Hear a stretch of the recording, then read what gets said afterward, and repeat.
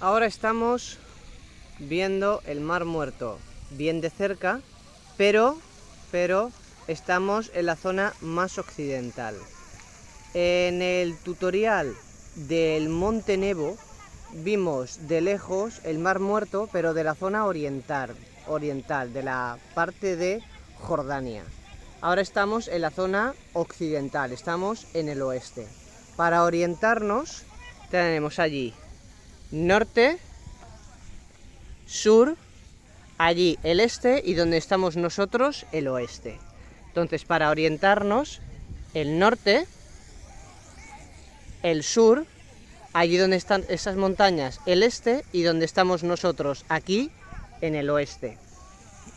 Por tanto, cuando en el tutorial del Monte Nebo, cuando hemos recordado a Moisés que subió a lo alto del Monte Nebo y vio la tierra prometida, se vio desde la zona oriental, desde el este, a lo lejos se vio el Mar Muerto. Ahora estamos en la zona oeste mirando hacia oriente, hacia el este. Norte, hemos dicho norte, sur, el sur. En el otro tutorial estaríamos en la zona de allí, en el este, y ahora estamos en el oeste, en la zona occidental. El Monte Nebo está en Jordania, en el este, ¿de acuerdo?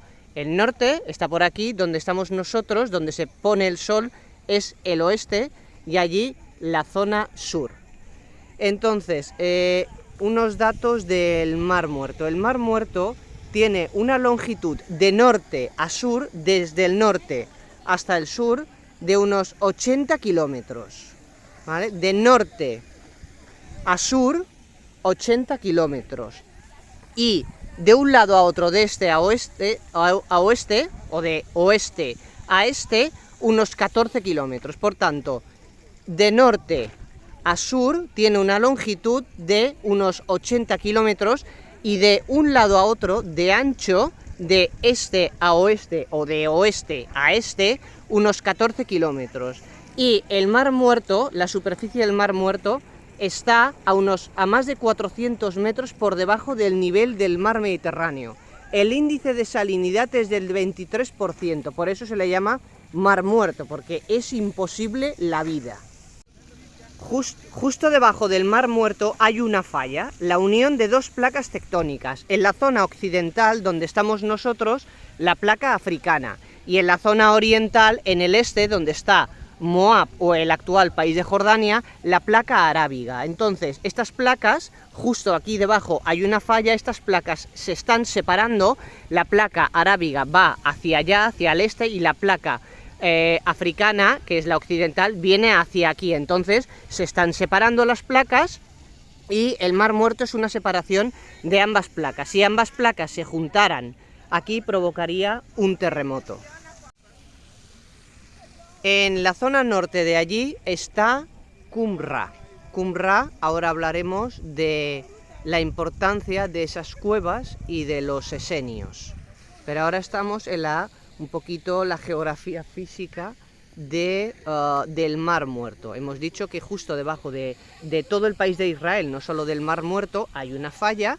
Entonces, debajo, el Mar Muerto es una consecuencia de la separación de la placa africana, que va hacia occidente, y de la placa arábiga, que va hacia oriente. Si ambas placas en la falla se juntaran, toda esta zona quedaría devastada por un terremoto, pero en la falla ahora las placas se están separando. Pero curiosamente cada vez llega menos agua al Mar Muerto, porque en la zona norte de Israel, bueno, por así decirlo, en la zona más centro de Israel, la zona de la provincia de Samaria, que se conoce como la zona de El Gor, que está más pegada al mar Mediterráneo, allí los agricultores judíos lo que hacen es desviar el agua del río Jordán, que vendría por allí y desembocaría en el Mar Muerto.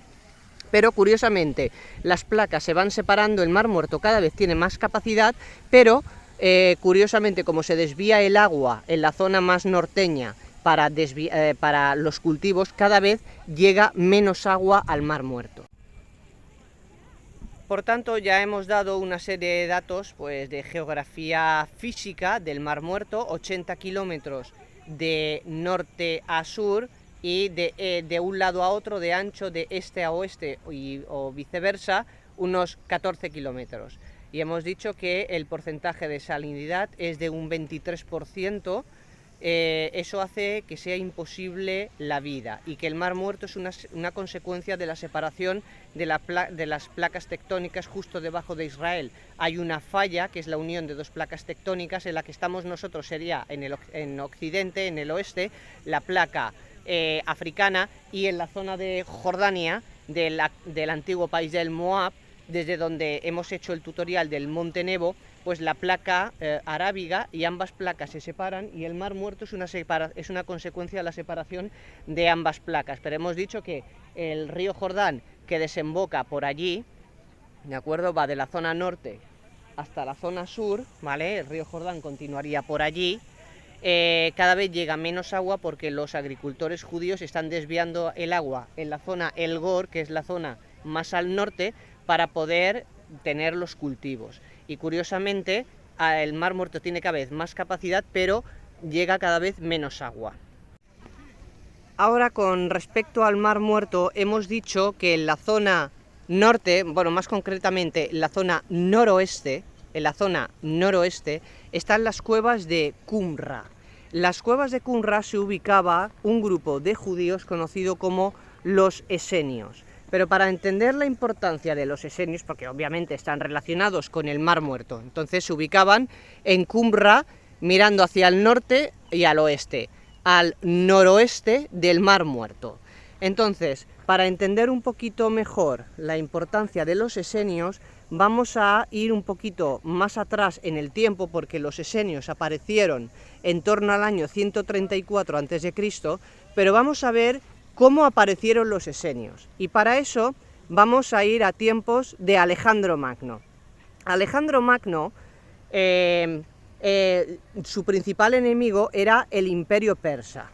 Alejandro Magno era macedonio. Macedonia se ubica en la actual ex Yugoslavia, en los Balcanes, pegado a Grecia. Entonces Alejandro tenía como principal objetivo, derrotar al Imperio Persa, que en ese momento era la superpotencia. Como hemos dicho, Alejandro Magno tenía como principal objetivo vencer al Imperio Persa. En ese momento, estamos hablando de antes del año 333 a.C., el emperador persa era Darío III Codomano. Entonces Alejandro Magno empezó a extenderse hacia el este y a ganarle terreno desde Macedonia, desde Grecia, desde la ex Yugoslavia, a Darío III Codomano, el emperador persa. De hecho, en el año 333 a.C. venció no definitivamente a Darío III Codomano en la batalla de Isos, y al vencer no definitivamente al Imperio Persa en la batalla de Isos, eso permitió a Alejandro conquistar la zona oriental del Mediterráneo, incluyendo toda la zona de Egipto, el desierto del Sinaí, parte de Arabia, lo que es Israel, lo que es la actual Jordania, Siria, el Líbano, Turquía, toda esa zona oriental, lo que sería el Próximo Oriente y parte de Medio Oriente. Y él fue a Egipto, fundó la ciudad de Alejandría y se proclamó faraón. Y en el año 331 a.C., Alejandro venció definitivamente al emperador persa Darío III Codomano en la batalla de Gaugamela, y Alejandro se convirtió en el emperador de todo el mundo conocido, extendiendo su imperio hasta la India, hasta el este. Alejandro falleció en el año 323 a.C., no se sabe de qué, unos dicen que de algún tipo de enfermedad, otros dicen que envenenado. El caso es que cuando él murió, sus generales se dividieron el imperio, y a eso se le llama el Tratado de Triparadiso. Como decíamos, hemos comentado que Alejandro venció no definitivamente en la batalla de Isos a Darío III Codomano, conquistó la zona oriental del Mediterráneo, Egipto, Siria, el Líbano, Jordania, el desierto del Sinaí, lo que es Asia Menor, la actual Turquía, y en el 331 a.C. él ya venció definitivamente la batalla de Gaugamela, y a 331 a.C. a Darío III Codomano extendió su imperio hasta la India, pero Él murió en el año 323 a.C., sus generales se dividieron el imperio, y a eso se le conoce, como hemos comentado, como el Tratado de Triparadiso. El general Casandro se quedó con la zona de Grecia y Macedonia.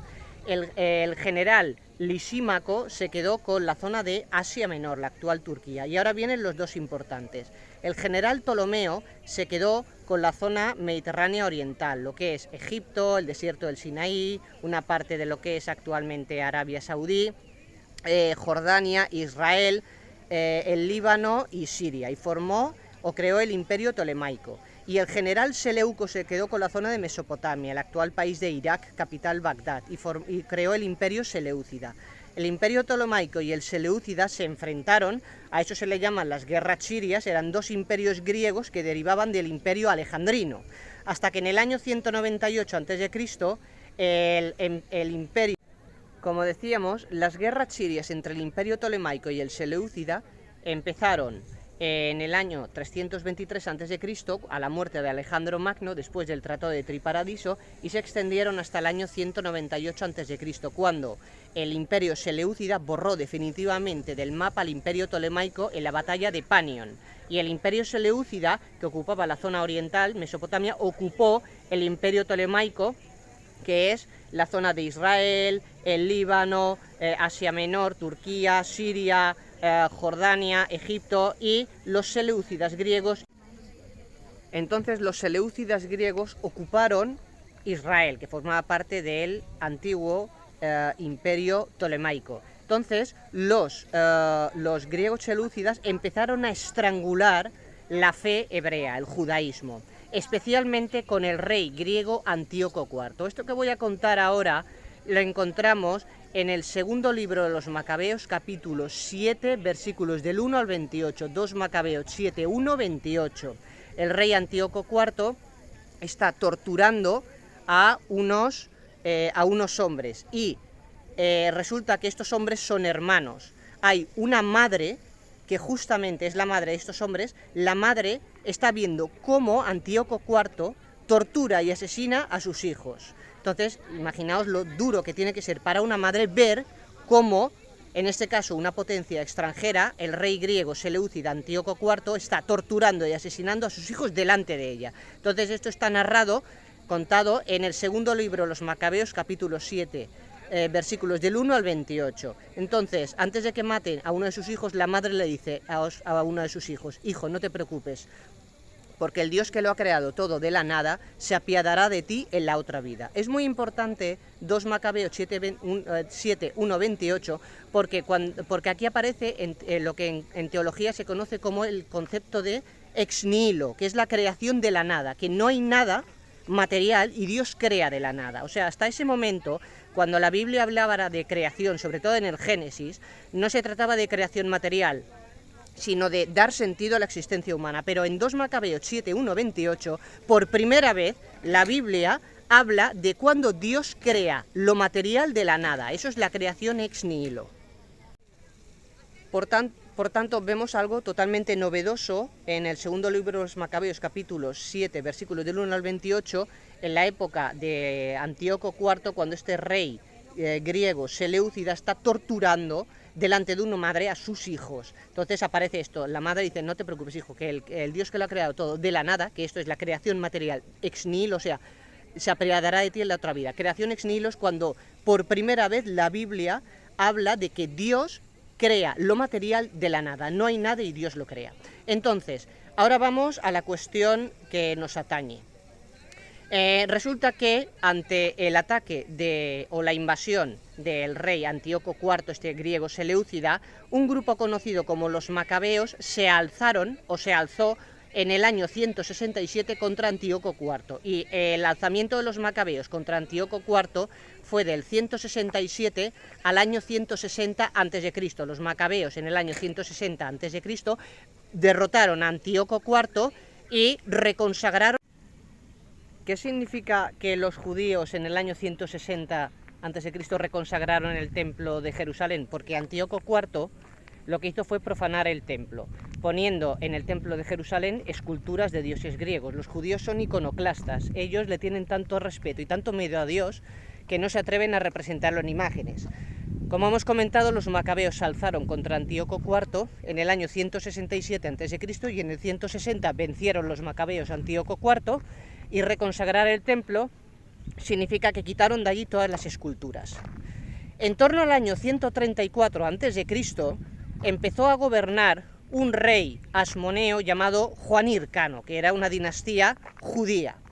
Y los asmoneos, a partir de Juan Hircano en el año 134 a.C., ¿qué hicieron?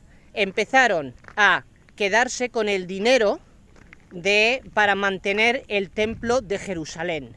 Hasta ese momento el dinero o la recaudación era íntegra para el templo, pero los asmoneos lo que pretendían era quedarse con la recaudación del templo de Jerusalén. Entonces, a partir de aquí, después de Juan Hircano, ya a partir del año 134 a.C., cuando empezó a reinar este rey judío de la dinastía asmonea, un grupo de judíos, conocidos como los esenios, no estaban de acuerdo. Era un grupo de sacerdotes, por así decir, no eran los esenios en ese momento, todavía no eran esenios, pero un grupo de sacerdotes que no estaban de acuerdo con que el rey se quedara con la recaudación del templo, se fueron a las cuevas de Qumrá, a este grupo de sacerdotes. Y a este grupo de sacerdotes, que a partir del año 134 a.C., por así decirlo, se rebeló contra Juan Hircano y la dinastía asmonea, son más conocidos como los esenios,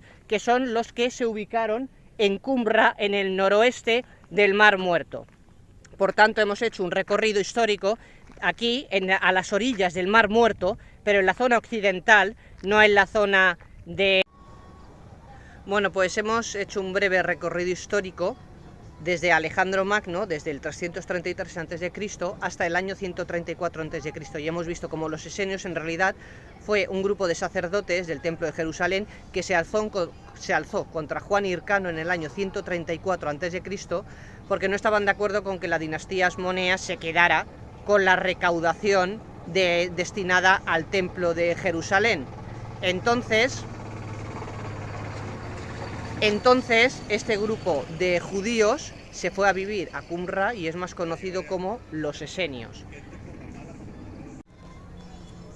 Por tanto, los esenios fueron ese grupo de sacerdotes que se alzó contra Juan Hircano y se fueron a vivir a Qumrá, a esas cuevas que hay al noroeste del Mar Muerto. ¿Por qué son importantes los esenios? Esenios, por ejemplo, como San Juan el Bautista, que era primo de Jesús e hijo de Santa Isabel.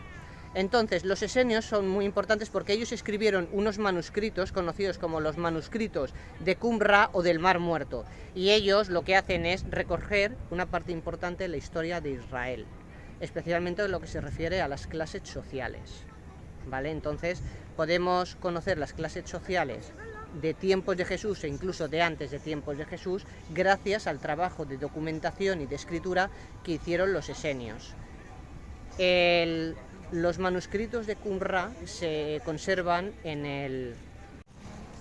Entonces el trabajo de los esenios fue muy importante porque ellos, bueno, hemos comentado que lo de los esenios, los manuscritos se conservan en el Museo del Libro en Jerusalén. Son documentos muy delicados que fueron encontrados a mediados del siglo XX por un pastor en esas cuevas de Qumrá al noroeste del Mar Muerto y que son una crónica que nos permiten reconstruir la sociedad de tiempos de Jesús. Por tanto, el trabajo de documentación que hicieron los esenios fue muy importante porque nos permite reconstruir la sociedad de tiempos de Jesús y de antes del nacimiento de Jesús, antes de la encarnación. Por tanto, históricamente hablando, son muy importantes y, como hemos dicho, los manuscritos son muy delicados y se conservan en el Museo del Libro en Jerusalén. Y hasta aquí, pues, este tutorial sobre el Mar Muerto, los esenios, los orígenes, aunque nos hemos tenido que retrotraer, hemos tenido que ir hasta tiempos de Alejandro Magno, pero obviamente el trabajo que hicieron los esenios escribiendo los manuscritos de Qumrá o del Mar Muerto son de vital importancia y que se conservan en el Museo del Libro en Jerusalén, son de vital importancia para poder reconstruir la sociedad, la compleja sociedad de tiempos de Jesús con todas las clases sociales. Entonces los manuscritos son una crónica que nos permiten recuperar una parte importantísima de la historia de Israel, que son las clases sociales.